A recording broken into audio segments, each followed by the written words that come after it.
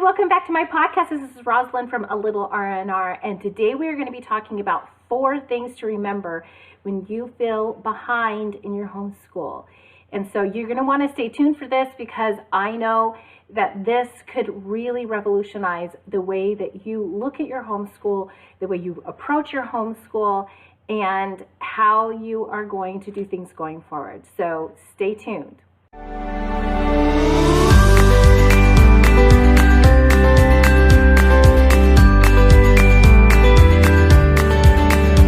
First of all, just a little bit of business to get out of the way.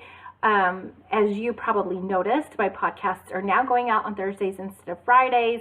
I really feel like that people are not really listening to podcasts over the weekend, and for a lot of people, Friday sometimes falls into that weekend. And so I thought, well, let's go ahead and let's send out the podcast on Thursday instead of Friday. So I hope that you're going to continue to follow along with me, and I hope that didn't confuse you or anything like that. And so now on to our topic for today.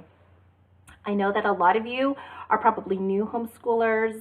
Maybe you have been forced into this homeschooling thing, and you're just like, I don't really, I feel like I'm all thumbs. I don't really know what I'm doing. That is exactly how I felt last year. It is exactly how I felt last year. I felt like I was just constantly in this phase of restructuring and trying this out because that didn't work and all kinds of things. We got about halfway through our homeschool year, and I felt like we were so behind. And I listened to somebody on a homeschool summit talk about the fact that actually said this: you are never behind in your homeschool, you are where you are. And that completely blew my mind, because I realized that, see what I got, that is from homeschooling. We were coloring something and then I got it on my hand. So in case you're wondering what that was, it's not a birthmark or anything like that. It's just messy homeschool day. So it made me feel so much better, because I realized, something that is so true. When you are homeschooling, you are not answerable to someone who's saying, stick to your timeline, stick to your timeline. You have the timeline that you have. And so your child may be behind in one area, but they actually may be advanced in another area. And the beauty of it is that when your child tends to really grasp a certain subject better than, the other subjects, you can just give him that subject and just let him go with it, instead of holding him back.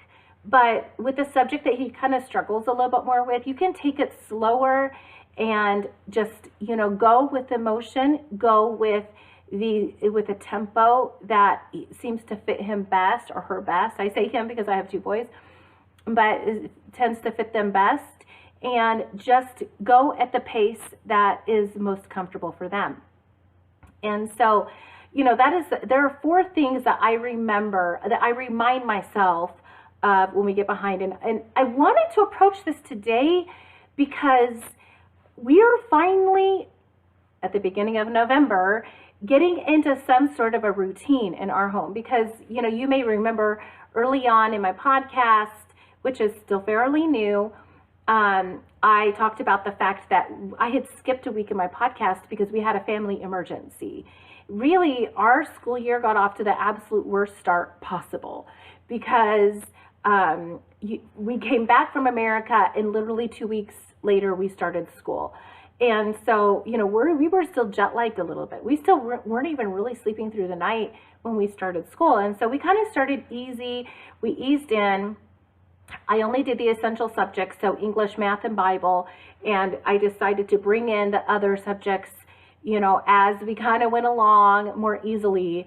And then we had a family emergency hit, and so what momentum we had just started to gain was completely lost. And so when we came back home from being gone for a couple of weeks, then we had to just start again, gaining that momentum and trying to, get our feeding, under us and everything. And we're just now starting to get there. And I was starting to feel that a little bit of anxiety. And I remembered, wait, we are behind. We are where we are, and we will just keep going, you know? And if we don't accomplish everything today, then we get up tomorrow and we just do the next thing. And we get up tomorrow and we do the next thing. If we don't finish, you know, a worksheet, we get up the next day and we finish it. So it's not really that big of a problem. We make it a bigger problem than it really is. So the first thing that I remind myself is that we're not really behind. We are where we are. Oh, and let me just show you. I love my shirt, Teach, Love, Inspire. Oh, I got that at a store in my parents' town over the summer, and I absolutely love it because that is exactly how I feel. I teach my kids, I love them, and I want to inspire them to be everything that God created them to be. So, first thing I remind myself is we're not really behind. We are where we are. We're just going to get up tomorrow and do the next thing. The second thing I remind myself is that, you know, especially when we get towards the end of the school year and I realize we're probably not going to finish these books by the end of the year, I remind myself that that's the case even for public school. So, you know, I'm not doing my kids a disservice.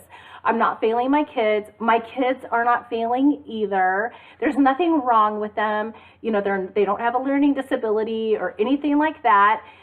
This happens in every single school, homeschool, private school, public school. In every school, they get to the end of the school year and they haven't finished all of the pages in all of their books. So just remember that. You know, I recall that when my oldest son, he went to school for first, second, and half of third grade. And first and second grade, I remember they got, you know, they still had pages at the end of their book that they had never completed. And so it's not that big of a deal. The beauty of homeschool, though, is that if you want to, if you feel like it is really important that they finish their book, you can either use it as, you know, some boredom busters in the middle of summer, or you can come back at the beginning of the next school year and use those pages as a review before moving on. And so that's the beauty of this, because to be really honest, I actually have stopped looking at my children as being in certain grades. Now they tell their friends, I'm in second grade, I'm in fourth grade, you know, or family members, or, you know, anyone who asks them, they're in second grade and fourth grade. But we are doing all of our stuff for second grade and fourth grade. We're actually in science and history, we're doing first grade stuff because they had started off, or my oldest had started off with social studies. And I didn't do history with, well, I did some history, I guess, with my youngest last year, but not very much. And we didn't do hardly any science at all. Really, the science that we did was like seasons and, you know, things like, we studied planets because he wanted to study planets. And so we were doing more unit studies last year for science. We weren't doing an actual science curriculum. So they're in first grade science and history. They're in third grade English, and then they are on grade level for math. And so, you know, we're very much eclectic as far as, you know, grades go for curriculum. And I don't look at it as grades. Actually, I look at it as levels, because they may be at a higher level, like my oldest. He may move actually onto a higher level in math before this year is over. But in English, he's in a lower level, which really does make sense, since both of my children do have developmental language disorder, or what used to be known as mixed expressive receptive language disorder, or MERLD. And I'm going to be talking about that actually in my next podcast. So if you maybe are kind of wondering if your child maybe has a developmental language disorder or something like that, or you feel like, you know, your language is a difficult thing for your child, so maybe like with dyslexia or autism, then you might actually want to go ahead and come back and check next week's podcast, because I am going to be talking a little bit about what I'm doing with my children with regards to their language disorder, and how I have really tailored homeschooling to their specific language needs. But, you know, so we're on different grade levels. I don't actually look at them as grade levels. I look at them as just levels. And a child typically will be on one level for one subject and another level for another subject. That is totally normal. because that's how adults are, right? We are not all experts in every single subject. There are some subjects that we're a little bit, that we know more about, and other subjects that we know less about because we have strengths and weaknesses. And so it just stands to reason that kids will be that same way as well. The third thing that I remind myself is this is not a race to the finish line. I am not homeschooling my kids to get through their books, to get to the end by the end of the school year. That is not what we are doing. I am homeschooling my children because I want to give them the best opportunity that is available for them to learn what I feel like they need to learn. And so if we are struggling in math, we aren't going to move on until we have mastered what it is that we are learning. It's completely ridiculous to just go, it's the end of the week, we need to take the test and move on. If they didn't really learn, if they're struggling with that lesson, why move on? Stay there, camp out there until they've learned it. And I learned this really well with my youngest last year. He was struggling with addition, and I was struggling with my need to wrap everything up within my neat bow at the end of the year. And so we had this battle going on because we were not in agreement. He was not understanding the addition, and I could see that we were going to get to the end of the year and still have pages left in our book, and it was a real struggle. And I had to give up my battle and compromise and say, you know what, let's just stay here until we really learn our addition. And we did, and we got to the end of the school year, and we ended up skipping pages because he had learned the addition so well that it was just all repetitive, and there was no reason to do the lessons. We just would go to the chapter test, and he would take the test, and he would get a good grade, and we ended the book actually before the end of the school year. So now it's not always going to end up that way. Now it's not always going to end up that you're going to actually finish on time or early. It may end up that you don't finish the book at all before the end of the year, but the point isn't the book. The point is that your child actually learns what they're supposed to be learning. And so I remind myself that we're never really behind. We are where we are. We get up the next day and we just do the next thing. I also remind myself that finishing the curriculum by the end of the school year is not that important, that it's not a race to the finish line. It's not a race to see if we can get done with our curriculum for this year. It's that my child is learning. And then the fourth thing that I remind myself is that I am teaching my child to be a self-learner. And I say that because in any kind of education, whether your child is in private school, whether your child's in public school, whether your child's in homeschool, whatever kind of school that they are in, they're never going to learn everything. And so as a mom, you need to set yourself free from the fear of your child having holes in their education. It doesn't matter where they go to school. They will have holes in their education because it is impossible for anyone to teach a child everything they need to know by the end of grade 12. It is impossible. That is an unreasonable expectation to put on anyone, whether it is a public school or private school teacher, or whether it is on yourself as a homeschooling parent. That is too high of an expectation. It is an expectation that no one is ever going to reach, because whether or not you covered that material does not guarantee that your child actually learned it the way that they were supposed to learn it. And so getting to, high school years and realizing, oh, we never covered this thing, is not a big deal.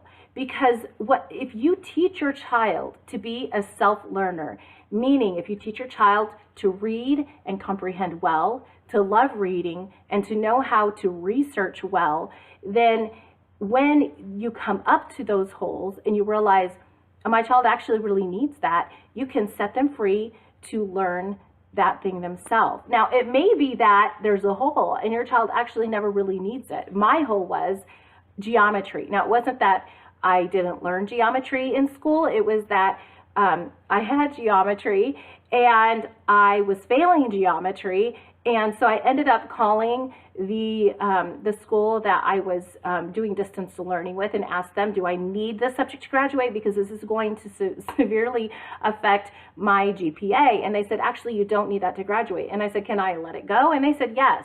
That is a hole that I have in my education that I've never needed. And I'm closer to 50 than I am to 40 at this present moment. And I can tell you I've never actually missed having geometry in my education. Not for one moment. Now, I will say the exciting thing is that my child, he's in grade 4, and he's starting to kind of tease around the edges of geometry a little bit with his math. And I'm actually learning and understanding geometry. I'm totally mind blown at this moment, realizing, oh, wow, that's what they were trying to teach me.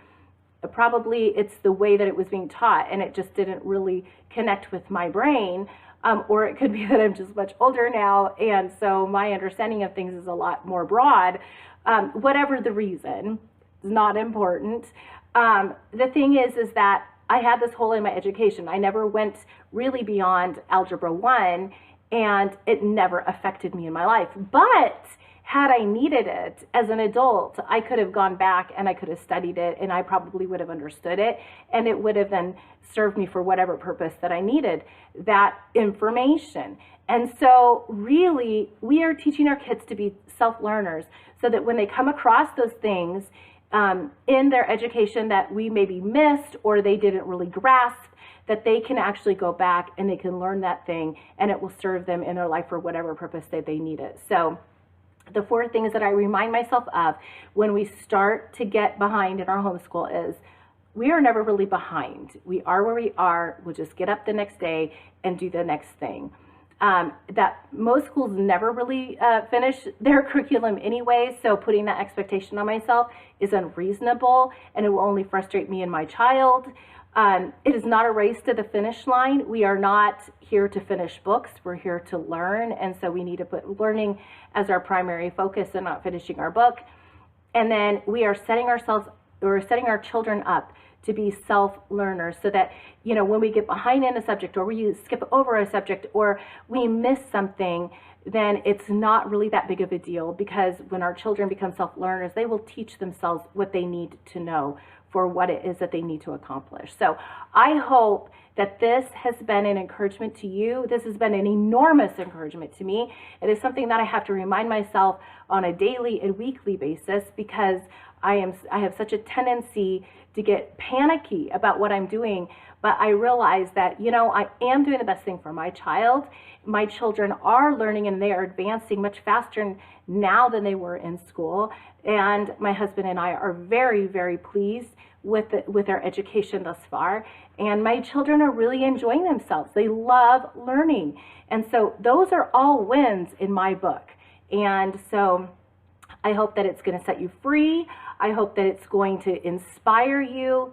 And I hope that as you go forward in this 2020-21 school year, that it will be a blessing and that it will be a huge win in your family as well.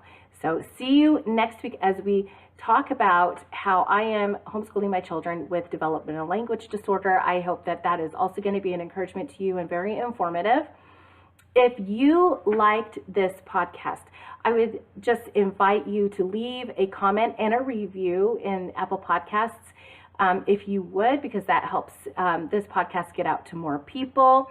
I also just want to invite you, if you are on YouTube, be sure to like and subscribe. Click the bell so that you get notified anytime there's a new video that goes up. I do post videos to my YouTube channel at least a couple of times a week, sometimes even more often than that. And be sure to leave a comment in the description to let me, or in the comment section to let me know if this particular podcast was help and an inspiration to you.